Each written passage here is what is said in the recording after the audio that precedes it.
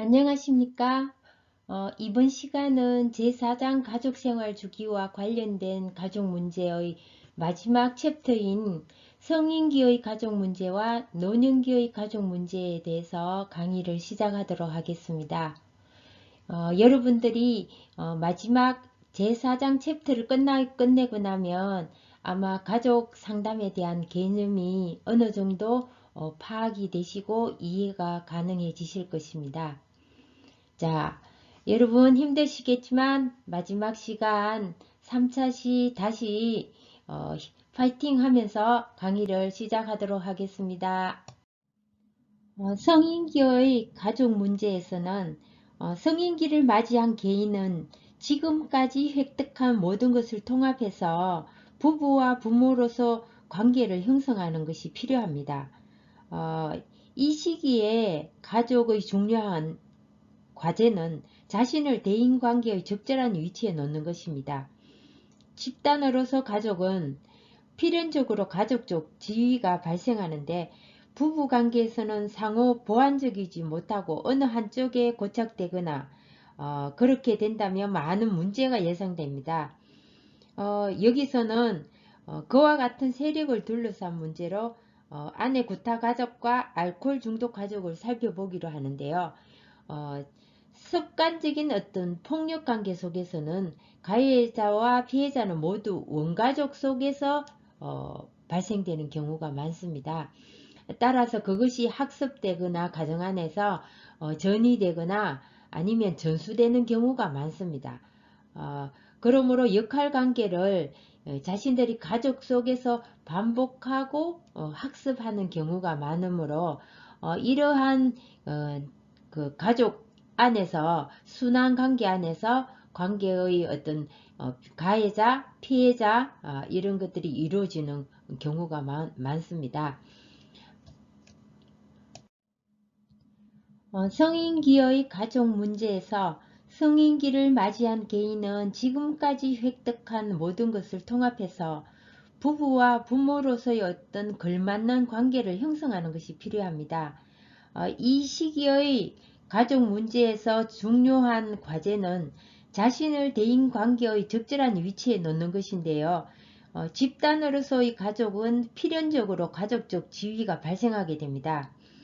가족 내의 지위에 대한 서열은 이미 가지고 있고 또 힘의 배분은 항상 일률적이지 않습니다. 따라서 부부관계나 가족관계 안에서 그 세력이 상호 보완적이지 못하고 어느 한쪽에 고착되게 되면 많은 문제가 예상됩니다. 여기서는 그와 같은 세력을 둘러싼 문제를 아내 구타 가족과 알코올 중독 가족에 대해서 살펴보기로 합니다. 가정폭력의 피해자들에게 공통된 어떤 외상들이 나타납니다. 정신적, 신체적 이런 증상들이 나타나는데 그것을 우리가 PTSD라고 보통 얘기를 합니다. MMPI 검사를 하게 되면 어른들은 MMPI2를 합니다. 아마 지난해에 저하고 같이 이 공부를 한 사람은 MMPI2를 자격을 취득하고 또 공부를 열심히 하신 분들이 또 계실 거예요. 그죠? 앞에서 청소년기에 해당되는 어떤 검사나 이럴 때는 MMPI1이나 MMPI-A를 사용합니다.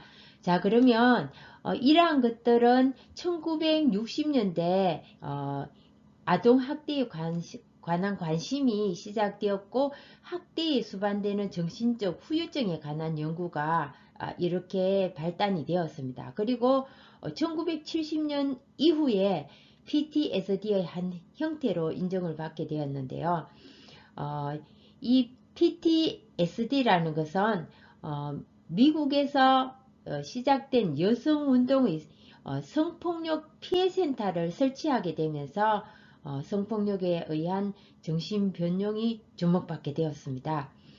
그리고 PTSD는 우리나라에도 굉장히 많이 이렇게 여러분들이 실생활에서 알게 된 용어고 또 접하게 되는 용어들입니다. 왜냐하면 세월호도 있었지. 그 전에 산풍 백화점 붕괴 사건도 있었고요. 전철도 그렇게 대구에서 있었죠. 그렇게 우리에게 우리 사회 안에서도 큰 사건들이 이렇게 일어나서 그것에 대한 신체적, 정신적, 이런 심리적인 어떤 외상들이 나타났습니다. 이러한 PTSD 증후군이 나타날 때는 상담사는 우울 상태나 습관적인 어떤 이 사람의 자해 행위, 그리고 알코올 남욕 중독입니다. 이런 것들에 내담자에게 그것을 얼마나 이 사람이 그러한 경험이 외상이 심한지 아니면 경중도에 따라서 이제 치료 방법도 들어가야 됩니다. 자, 그러면 다음 챕터 보겠습니다. 가정폭력은 원가족 안에서 학습되거나 또 전수되거나 또 답습되는 경우가 굉장히 많습니다. 따라서 이런 폭력을 행사하는 사람은 거의 다 원가족 탐색이 굉장히 중요합니다. 그리고 여기서 PTSD라는 개념에 대해서 앞에서 잠깐 언급하였는데 이 PTSD 개념은 외상에서 받아들이는 어떤 반응 패턴이 급성기와 감정 둔화 패턴 두 가지로 이렇게 나누어집니다. 원치 않는 어떤 회상이나 사건 당시에 우리가 느꼈던 공포, 뭐 식은땀, 뭐 이런 것들이 생리적인 반응이 이렇게 되살아나죠. 그죠? 그런 것은 플래시백이라고 합니다. 그 플래시백 상황에 있으면 우리가 소름이 끼친다, 식은땀이 난다, 아니면 한기를 느낀다. 이런 것들이 이제 여러 가지 기억들로 인해서 재현되고 실감을 느끼게 되는데요. 이러한 것들이 약물 중독이나 알코올에 빠지게 되는 경우이기도 합니다. 그래서 우리가 플래시백이란 용어도 기억하시고요. 또 이렇게 될 때는 우리가 어떤 현상이 나타나는지에 대해서 잠깐 살펴보도록 할게요. 이 시기에 급성기로 오는 것도 있지만 또 만성기로 이렇게 이제 감정 둔화 반응입니다. 조금 전에 말한 급성기일 경우에는 이러한 현상과 비슷한 기억이나 뭐 상황이 나에게 지금 경험적으로 이렇게 떠오르게 되면 우리가 이런 뭐 소름이 끼친다든가 갑자기 온몸에 힘이 확 빠진다든가 뭐 식은땀이 막 난다든가 그런 것들이 있습니다. 그래서 때로는 이러한 것들 때문에 성적 학대를 받은 여성이 매춘을 하거나 또 아니면 삶에서 또다시 자신을 성적 피해자로 만들어가는 그런 것들을 종종 봅니다. 성폭력 상담을 하다 보면 그러한 과거의 경험이 있던 여성들이 거의 절반 이상이 넘습니다. 이런 것을 의미합니다. 그리고 만성기 감정 둔화 반응은요, 성폭력 피해자가 오랜 시간이 지난 후에 그 외상에 대해서 이제 경험을 하게 되는데요. 그게 급성처럼 확 이렇게 와닿는 게 아니고 점점 무기력해지거나 우울하거나 뭐 이런 식으로 나타납니다. 따라서 가정폭력도 굉장히 무서운데요. 성폭력이 무서운 이유는 이것들이 시간이 지나면서 다시 한번 만성 반응처럼 감정이 되살아나는 경우가 있습니다. 그래서 여성들이 다 잊은 것 같은데 결혼을 하지 못하거나 결혼을 해서도 부부관계가 원만하게 이루어지지 못하여 상담을 오는 경우가 있습니다. 바로 이런 것들을 의미합니다. 자, 따라서 인간관계에서 친밀한 어떤 정서적 관계에 회피하거나 또 이제 소원해지거나 뭐 여러 가지 예기치 못한 어떤 변화들이 일어납니다. 따라서 상담사는 반복되는 우울 상태나 습관적인 자해행위, 뭐 알코올이나 뭐 마약, 약물 남용 이런 기타 등등 이런 것들이 있다면 그 사람들이 얼마나 그 상황에 처해 있었는지 그리고 얼마나 오랜 기간 이것들이 존재했는지에 대해서 반드시 짚고 넘어가야 될 것 같습니다. 따라서 이 안에 들어 가진 어떤 그런 문제에 대해서는 이제 구타나 폭력입니다. 그리고 이 아나들의 어떤 치료적인 방법에 대해서 언급을 하도록 하겠습니다. 여기에서 이제 목표는 가해자가 충동적 행동을 지연시킬 수 있는 방법을 터득하도록 도와줘야 됩니다. 이러한 것들은 상담사가 상담을 진행하면서 아내에게도 또 남편에게도 그런 것들을 구체적으로 그렇게 행동 치료가 병행되어야 됩니다. 그래서 이 가족 상담을 진행하는 것이 좋고요. 가끔 가족 안에서 가해자가 있고 피해자가 있지만 그 가해자가 그러한 행동을 지속하게 할 수 있는 그러한 행동들이 가족 내에서 발생하기도 합니다. 따라서 이러한 잠재적인 폭력을 할 수 있도록 가족 내에서 가해자는 남편이거나 남자일 경우가 많습니다. 그 폭력의 그 가해자가 최근에는 물론 여성들도 있습니다만 그럴 경우에 가족 내에서 왕따를 시킨다든가 아니면 누군가가 조금 전에 말씀드린 세력을 갖고 있을 때 그것들이 남자일 경우 남편일 경우에는 재발할 어떤 그런 우려들이 있습니다. 왜냐하면 그 사람에 대해서 존재감이나 자존감을 이렇게 유도하거나 아니면 자신이 그 가족 안에서 이렇게 같이 융합하지 못하는 어떤 소외감 또 자신의 어떤 역할이나 이런 것들이 아주 축소되어서 수직관계 이런 것들이 가족 안에서도 형성될 수 있거든요. 그래서 그런 것들을 잘 살펴서 상담사는 초기 과정에서 이처럼 어떤 가족 체계에 대한 가족들이 가지고 있는 분노를 잘 다루어 주는 것이 굉장히 바람직한 어떤 상담의 개입 방법이라고 볼 수 있습니다. 폭력 문제를 다루는 상담사는 가족이 폭력 피해가 발생한 후에 가능하면 빠른 시간 안에 상담을 받는 것이 바람직합니다. 왜냐하면 폭력 직후 가해자는 자신의 폭력 행위에 대해서 부정적인 감정을 가지고 있습니다. 그래서 이 시점에서 상담을 하게 되면 가족들 모두가 가족 상황을 개선하고 폭력을 하지 않으려고 하는 그런 마음이 들기 때문에 기꺼이 상담을 한다든가 그런 상황에 대해서 이렇게 상담 과정을 진행하게 되면 동참할 자세가 되어 있습니다.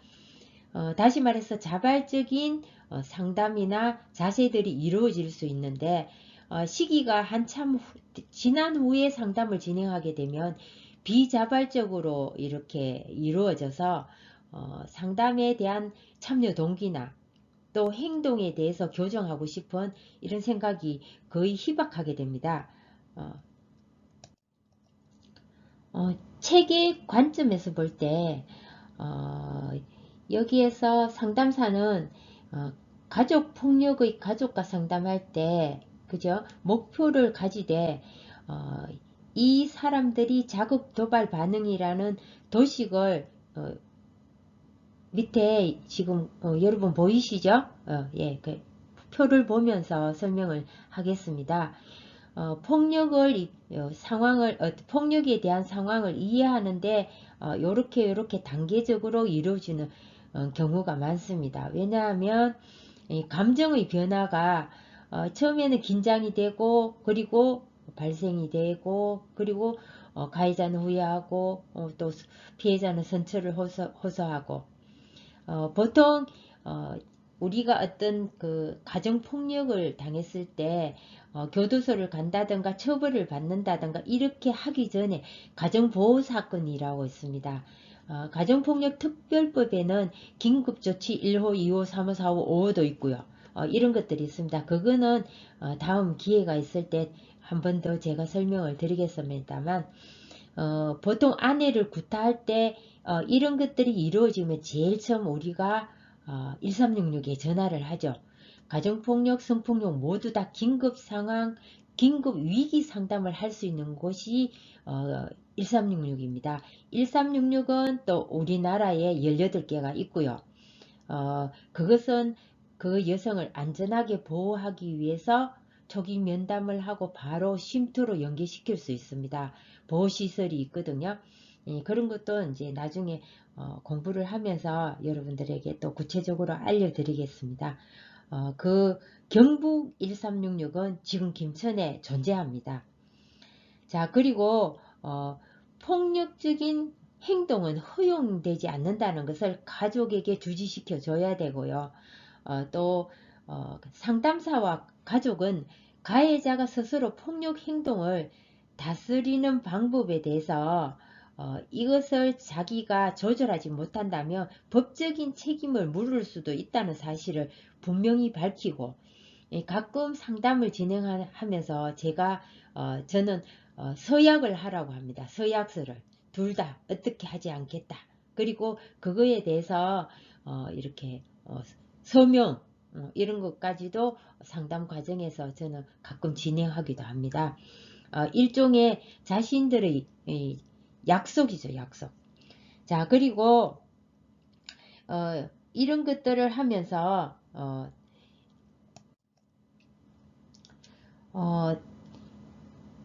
상담사가 이러한 과정에 놓이다 보면 위협할 수 있는 그런 과정을 만나게 됩니다. 폭력 가족에서 가해자는 가끔 자기들이 이러한 상담을 진행하면서 자신의 어떤 부정적인 상황이 발생하게 되면 상담사에게 역으로 이렇게 폭력을 행사할 때가 있습니다. 위협하거나 저도 그런 적이 있습니다만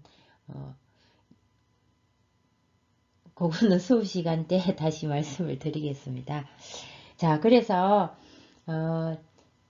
우리가 이런 위협을 상담사는 진지하게 받아들여서 상담을 중지하거나 아니면 적절한 보호 대책을 세우는 등 사무적으로 요것은 처리하는 것이 바람직합니다. 아니면 이 사람들이 공격성이 바로 튀어나오거든요. 저도 경찰의 도움을 받아서 귀가를 한 적이 있습니다. 자, 그래서 폭력 가족과 상담을 성공적으로 이끌기 위해서는 가해자의 자존감을 정진시켜주고 또 필요에 따라서는 가족들과 개인적으로 자존감을 높이기 위한 어떤 면담 과정을 가지는 것이 굉장히 효과적입니다.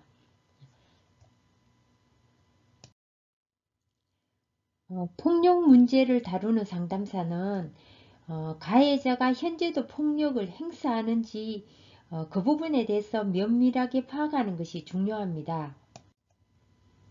따라서 폭력 가족들은 상담을 통해서 폭력 상황이 바뀌기를 희망하는 그런 소망들이 있어서 상담 동기가 높다는 어떤 이점들은 갖고 있습니다. 하지만 그렇지 않은 가족들도 물론 있겠죠. 따라서 상담사는 가족 폭력의 가족과 상담을 할 때 두 가지 이렇게 바람직한 그 방법을 터득하도록 돕는 것이 바람직합니다. 첫 번째는 뭔고 하면 가해자가 충동적인 행동을 지연할 수 있는 방법은 자기가 긴장 상태에서 폭력이 발생할 상태로 이렇게 감정이 올라갈 때 그것을 지연시킬 수 있는 방법을 터득하도록 돕습니다. 그리고 그 다음은 피해자와 가해자가 잠재적인 폭력 상황에 직면하게 되면 사회적으로 용납될 수 있는 다른 대안을 찾을 수 있는 능력을 개발하도록 도와야 됩니다. 가끔 지나치게 감정이 고조되어서 이 공격성을 제어할 수 없는 그런 가해자들이 있습니다. 그럴 때 저는 이제 바깥으로 함께 있지 말고 바깥으로 나가라고 얘기를 합니다. 아니면 물을 한 잔 바로 그 안에서 바깥으로 나간다든가 이런 것들이 쉽게 이루어지지 않을 때는 잠깐 물을 좀 마셔서 그 상황에 대해서 어, 잠시 이렇게 가라앉을 수 있도록 조절할 수 있도록 그렇게 3초의 어떤 그냥 위기 조절이거든요. 그 시간 타임이 적절하게 황금 시간이죠. 우리가 목숨이 위태로울 때도 마찬가지로 골드 타임이라고 있지 않습니까? 바로 여기도 그런 것들이 존재합니다. 그래서 상담사는 그 사람들이 적절하게 그 자기 페이스를 조절할 수 있도록 감정들을 이렇게 몇 가지 대안을 제시해서 그 중에 선택하게 하고 자기가 가장 잘 요연하게 대처할 수 있도록 그런 방법들을 찾아서 실행할 수 있도록 도와줘야 됩니다. 자, 그래서 여기에 보면 또 이제 자존감 정진이 필요하다라고 되어 있는데요. 이것은 가해자나 피해자 모두 다 자존감이 엄청나게 낮습니다. 물론 심리검사를 해보면 투사검사에서도 그런 것들이 나타나는데 에너지도 굉장히 축소되어 있고요. 또 자기가 자존감 자체도 굉장히 낮아서 타인이 자존감이 강한 사람은 그러한 상처되는 얘기나 아니면 그냥 지나칠 수 있는 얘기를 하더라도 뭐 그렇구나 하면 인정하고 지나갈 수 있는데 일반적인 사람들은 이 사람들은 아주 작은 정말 바늘 같은 아니면 작은 실 같은 그런 작은 것들이 자기한테 이렇게 딱 와닿게 되면 아킬레스 끈으로 돌발하게 됩니다. 그만큼 상처가 크다는 거죠. 탁 건드리면 바로 튀게 됩니다. 그래서 이런 부분도 여러분들이 참고하셔서 그 상담을 진행할 때 도움을 주셨으면 합니다. 이것은 이제 통제력 개발이라고 하는데 개인별 다 이제 개인차가 있습니다. 이 사람은 이렇게 하면 도움이 되고 이 사람은 이렇게 하면 도움이 되고 그래서 그거는 상담을 진행하시면서 그 사람이 가장 조절할 수 있겠다 이런 것들은 각자의 어떤 방법들이 다르기 때문에 여러분들은 이제 이런 통제력을 개발해서 충동 조절을 할 수 있도록 도움을 줘야 됩니다. 이것이 첫 단계입니다. 상담 체계에서. 그리고 이 사람들은 첫 가정폭력 상담을 왔을 때는 거의 다 위기 개입입니다. 물론 뭐 갈비뼈 12개를 부러져서 이렇게 도와주세요 하면서 전화 오는 경우도 있습니다.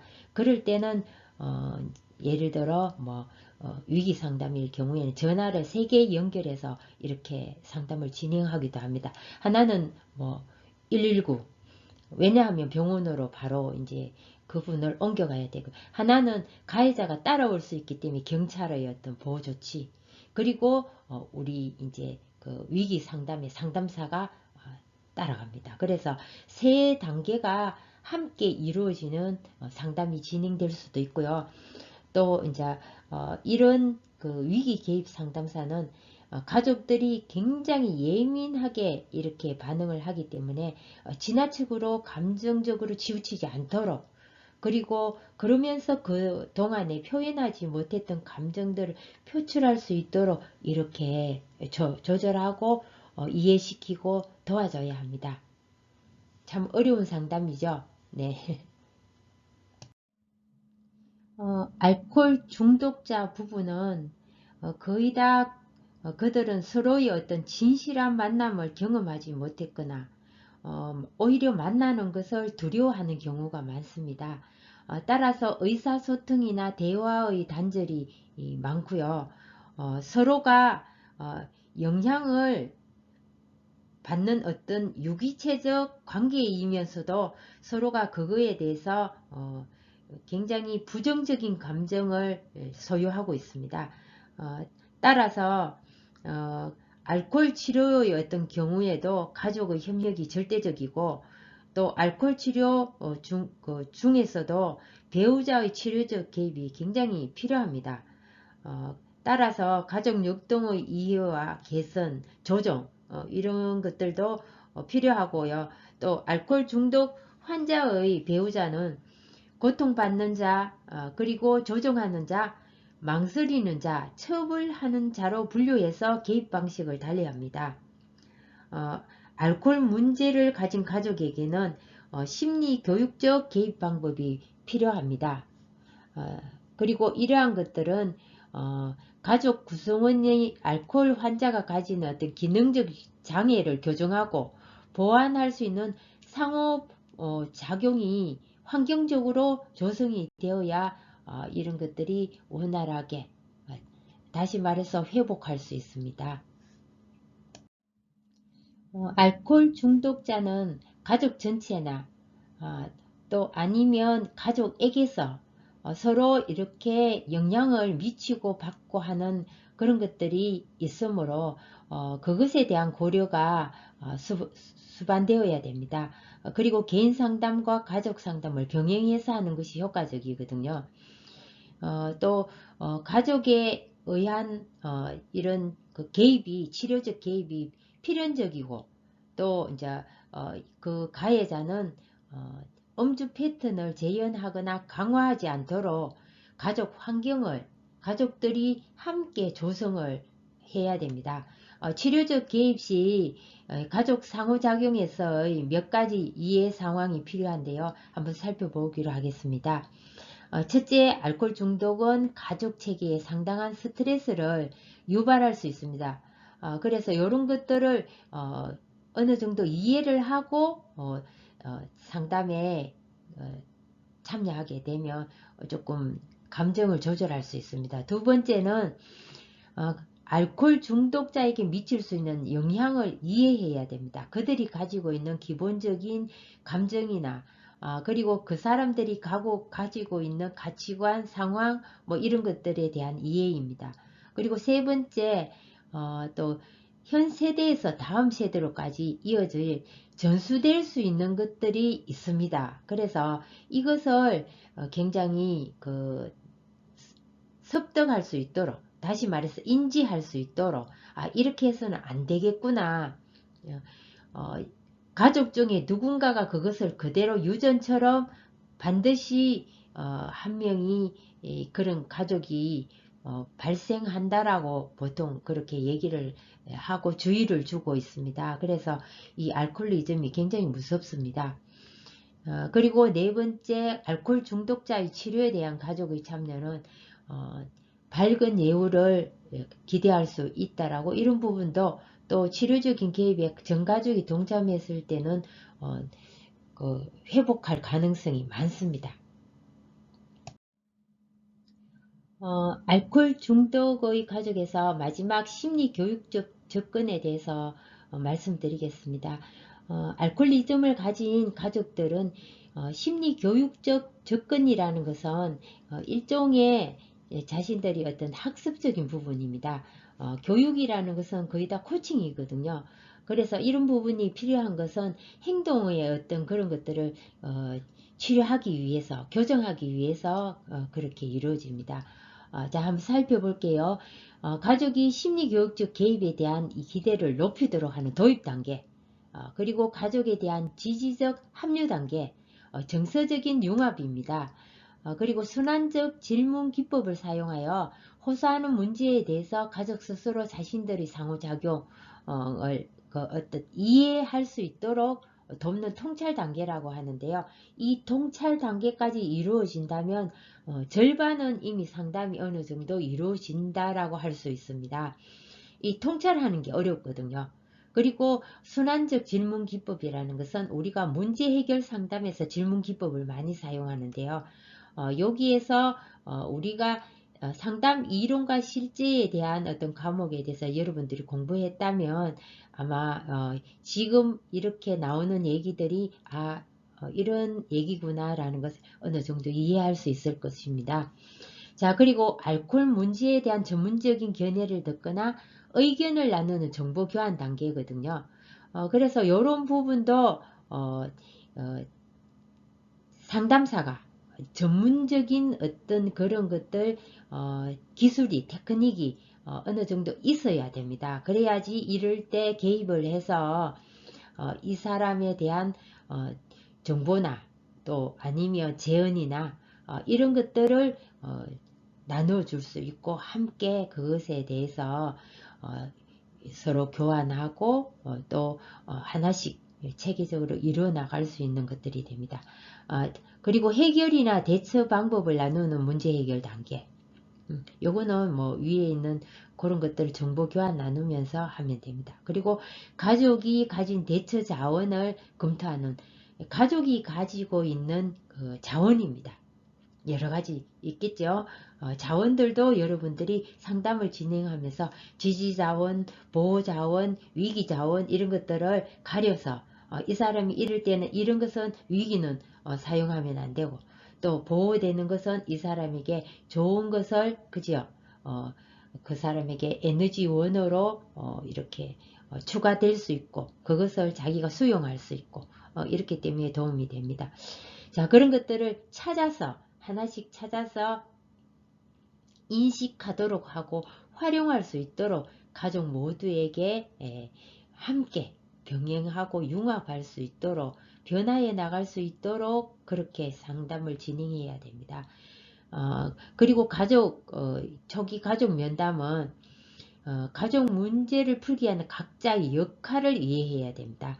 물론 가족 문제를 발생시키는 원인 요인은 갖고 있는 가해자이지만 풀어나갈 수 있는 것들은 함께 동참을 해야 되기 때문에 그런 부분도 인지하고 서로가 각자의 역할을 이제 어떻게 담당해야 되는지 그런 것들이 굉장히 필요합니다. 그리고 성공적으로 이루어지기 위한 두 가지 요건은 가해자가 알코올리즘을 가진 그 가해자가 음주 패턴에 있어서 늘 하던 방식이 있습니다. 그거를 하지 못하도록 방해할 수 있어야 되고요. 그리고 더 이상 술을 마시지 않으면 상담의 초점은 가족 내의 어떤 친밀감, 다시 말해서 정서적인 외로움 때문에 그렇게 할 수 있습니다. 그래서 그것에 초점을 맞추어서 진행할 수 있도록 하여야 됩니다. 노년기의 삶은 지금까지 그들이 살아온 삶과 또 다른 새로운 생활 방식과 그리고 적응상의 도전에 직면하게 됩니다. 이러한 것들은 은퇴를 하거나 아니면 상실을 하거나 가족의 상실입니다. 그리고 질병에 걸리거나 기타 등등 이러한 것들의 상황이 변화될 수 있고 또 직면하게 되기 때문에 방향의 재설정과 재조직이 필요하게 됩니다. 최초의 가족 형성기와는 전혀 다른 새로운 이러한 것들을 경험하게 됩니다. 따라서 가족 중 누군가를 상실한 경험이 있는 가족의 심리적 고통은 굉장히 개인적으로나 집단에 미치는 영향이 상당합니다. 특히 핵가족의 경우에는 죽은 사람의 대리 역할을 할 구성원이 없기 때문에 기능상의 장애와 함께 자신의 가족을 상실한 경험으로 인해서 심리적 충격이 엄청나게 큽니다. 이러한 것을 대상 상실이라고 하고, 고전적인 연구로서는 리드만을 들 수 있는데, 이 리드만은 건강한 비해 반응과 병적인 비해 반응이 있다는 사실을 밝혔습니다. 노년기의 가족 문제에서 건강한 비해 반응은 신체적인 반응 단계에서 사실을 알고 난 후 20분에서 1시간 정도는 신체적 고통을 경험합니다. 바늘을 찌르듯이 가슴이 아프다거나 숨을 쉴 수 없다거나 뭐 이런 거죠. 자, 그리고 죽은 사람의 기억과 이미지에 휩싸이는 단계입니다. 죄책감의 단계, 그리고 적의 반응 단계. 분명히 대상은 없지만 마음 깊숙한 곳에서 치미는 어떤 슬픈 적이 이런 것들이 있습니다. 그래서 그것이 다른 사람에게 이렇게 표현하는 경우가 있습니다. 이렇게 역으로. 그리고 일상적인 행동을 하기 어려운 단계, 완전히 혼자라고 느끼는 어떤 그런 단계이죠. 외로움 뭐 이런 겁니다. 그리고 죄책감의 단계라는 것은 제가 설명을 안 해도 여러분 잘 아실 것 같아요. 그죠? 좀 더 잘해줄 걸 뭐 이런 거. 자, 그리고 병적인 비해 반응은 비해 반응이 지체 또는 연기가 됩니다. 10주가 되나도 계속 우울감에서 벗어나지 못하는 경우. 그래서 어떤 경우에는 사랑하는 사람이 돌아가시고 나면 한 달 내로 다시 그분도 뭐 우리가 보통 따라갔구나 이렇게 얘기를 하는데 그런 상황이 발생하기도 합니다. 그래 그런 반응들이 있고 또 이제 왜곡된 비의 반응, 애도가 미해결된 채 여러 가지 왜곡된 형태를 만듭니다. 가끔 이런 경우가 있습니다. 반대 방향으로 역전이 되어서 상대에게 이렇게 표현하는 경우를 말합니다. 행동이나 이런 것들도 함께 포함됩니다. 비의 반응의 지체 또는 왜곡된 비의 반응을 나타낼 때는 정상적인 애도 작업을 하도록 이렇게 합니다. 따라서 우리가 장례식 때 자기가 하고 싶은 얘기나 기타 등등 그 사람을 마지막으로 보낼 때 그런 애도 작업을 실행합니다. 최근 우리나라에서도 고령 사회에 접어들면서 고령 인구가 증가가 되기 시작했습니다. 그리고 이 고령 인구의 정신장애 유병률을 고려해 보면 물론 개인의 상황을 고려해야 하겠지만 치매가 주된 호소로 하는 기질적 장애 중에서도 오랫동안 생활 전반에 걸쳐서 돌봐야 한다는 점이 그 노인 문제 중 주된 관심의 대상이었습니다. 같은 치매라도 대동맥 경화증이나 또 뇌혈관성 치매, 뇌의 축소 때문에 일어나는 노인성 치매는 조금 증상들이 다 다릅니다. 그래서 그 부분에 대해서 살펴보도록 하겠습니다.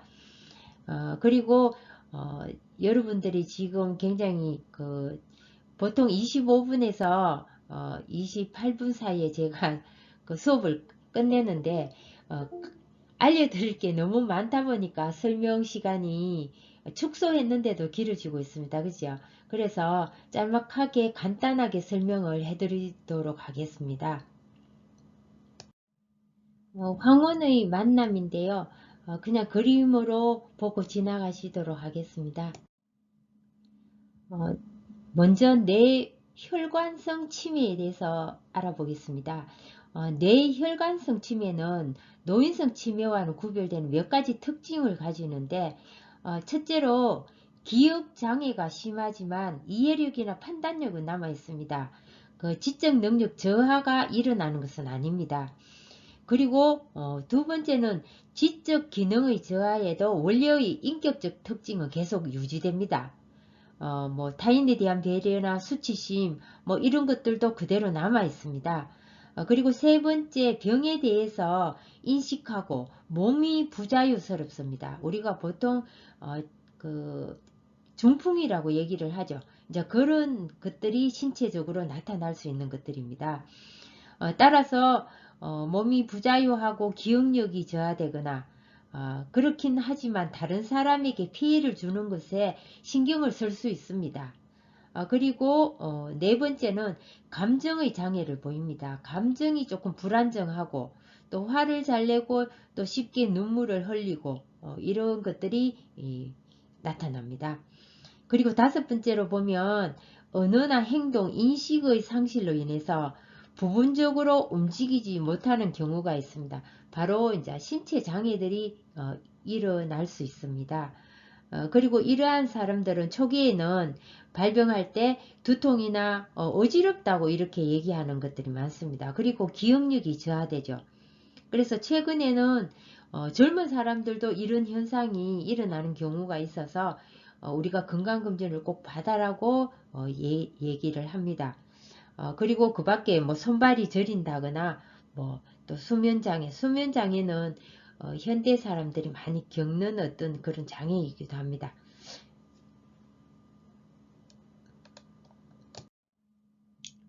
노인성 치매는 심한 기억장애가 있습니다. 따라서 이러한 것들은 생리적 퇴화로 보이지만 지나칠 정도로 건망증이 심합니다. 옛날 기억의 회상이 곤란하고 가까운 사람 이름도 기억하지 못합니다. 그리고 시간과 공간 인식의 장애가 있습니다. 밤과 낮 구별도 안 되고 또 배변 습관이 붕괴되어서 일상생활 양식이 적응하기가 불가능합니다. 그리고 어린아이와 같은 정서 상태가 나타나기 시작합니다. 따라서 이런 그 치매성 그 노인은 가급적이면 치매 노인에게 급격한 변화를 주지 않도록 배려해야 되고, 또 노인이 안정적으로 느낄 수 있는 위치를 제공하고, 또 수동적 태도와 배려하고 이해하는 모습을 보여야 됩니다. 그리고 그 치매 노인의 속도에 맞추어서 우리가 여러 가지 이제 일상생활을 또 함께 해야 됩니다. 물론 가정에서 이렇게 케어할 때는 그렇지만, 그렇지 않고 시설에 맡길 때는 시설에서 전문가들이 그렇게 하시겠죠. 그죠? 최근에는 그 시설에 보내는 경우가 굉장히 많습니다. 노인병동이나 아니면 뭐 그 노인성 요양원이나 뭐 그런 쪽에. 자, 그리고 같은 노인끼리 만나는 시간을 마련하고 또 적절한 자극을 쉬지 않고 주어야 됩니다. 그리고 주의해야 될 것은 고독하게 만들지 않아야 돼요. 혼자 놔두는 시간을 너무 오래 놔두면 안 된다는 거죠. 자, 그래서 생활의 모든 영역에 이러한 것들이 우리가 사실은 걸쳐 있습니다. 치유의 어떤 전망이 밝지 않고 또 오랜 시간이 필요하고, 그래서 가족들이 굉장히 힘들고 또 이것들이 지속되니까 나중에는 헌신의 의미를 또 상실하게 될 수도 있습니다. 따라서 치매 노인에 대한 사회적인 관심을 통해서 가족이나 뭐 기타 등 이런 것들이 지치지 않고 또 모든 것이 이렇게 지지 체계를 이렇게 형성해 주어야 잘 돌볼 수 있고, 또 치매 노인 동안 마지막까지 이 삶을 살다가 편안하게 그렇게 돌아가실 수 있습니다. 제4장 3차 시는 좀 더 시간이 소요된 것 같습니다. 여러분 그 공부하시느라고 고생 많으셨습니다. 자, 수고하셨고요. 시간이 된다면 노인 영화입니다만 그대를 사랑합니다. 한번 여러분들이 관람할 수 있었으면 좋겠습니다. 자, 수고하셨습니다. 감사합니다.